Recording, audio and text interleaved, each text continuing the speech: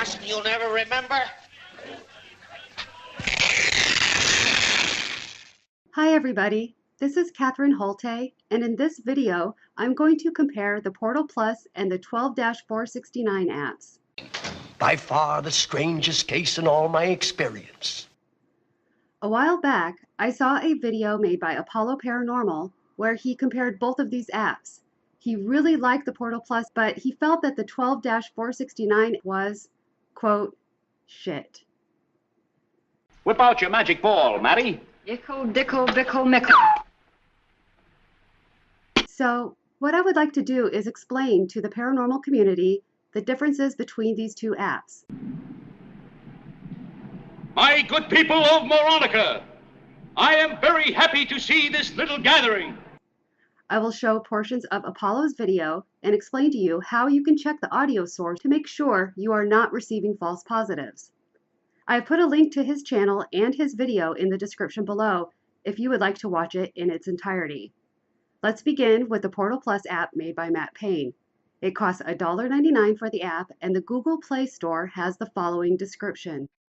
Let's go ahead and take a look at the stuff circled in red.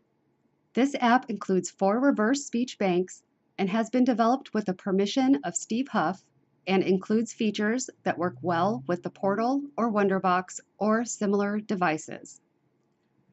Now, I have a huge problem with this description because it fails to explain how the Wonderbox actually reverses audio. What this means is if a person uses the Portal Plus app with their Wonderbox, it will be reversing the reverse speech bank, thus making it forward speech. Are you following me? Think, think, think!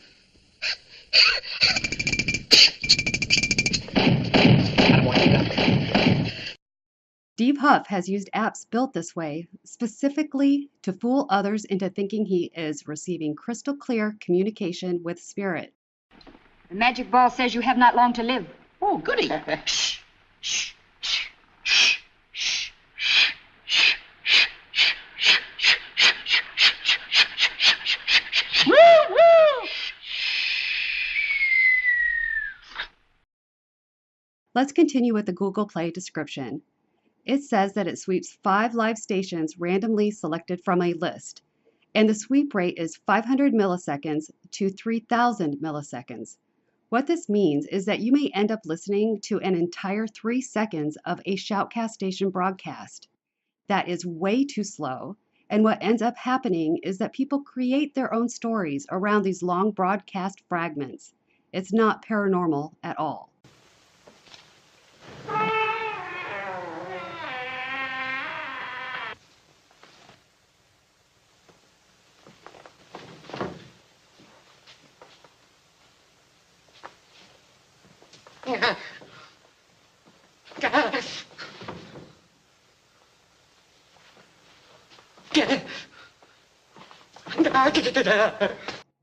I'm going to show you the list of stations being used first.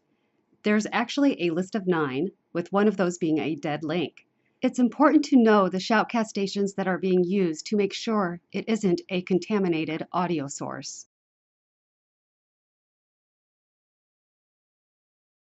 In order to find out the IP addresses used in the Portal Plus app, I looked at the code inside the APK. The method I used to find the code inside the APK is beyond the scope of this video. I encourage you to contact any developer that scans a multitude of Shoutcast IP stations within their ITC apps and ask them for their list. If they refuse, it should raise red flags. Now, let's take a look at the Portal Plus APK code showing the list of 9 Shoutcast stations. I got the plans. Good, where are they? The first Shoutcast station is accessing the Howie Carr Show. The second Shoutcast station is accessing the Racine Scanner.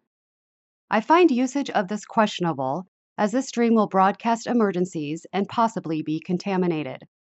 Additionally, this stream has a listener peak of 50 listeners, and I feel that it is unethical for Matt Payne to list this stream without the owner's permission. The third Shoutcast station is a dead link. The fourth shoutcast station is accessing the By Golly Old Time Radio. It is a good idea to check this IP address to see the song history.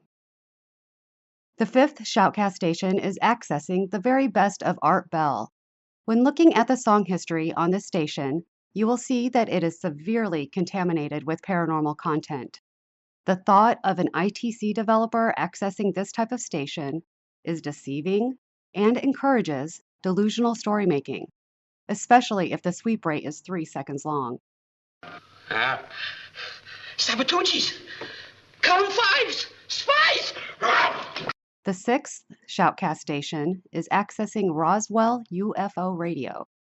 Even though there is no song history, it is obvious by the title that it is severely contaminated with paranormal content. Again, I must stress that the thought of an ITC developer accessing this type of station is deceiving and encourages delusional story making, especially if the sweep rate is 3 seconds long. Hey, I just saw the devil. He stabbed me right in the back with his pitchfork. He had flame coming out of his nose. He had a big lung. The seventh shoutcast station is accessing Bot Radio Network. Notice that the genre is quality Christian talk radio. This is yet another example of the developer of the Portal Plus app accessing a stream with a high likelihood of contamination. The eighth shoutcast station does not have a stream title. After listening, it appears to be a police scanner stream. As I pointed out earlier, usage of this type of stream is questionable, as it will be broadcasting emergency content. The ninth and final shoutcast station on the list is 1269 AM Sydney News, Talk, and Sport.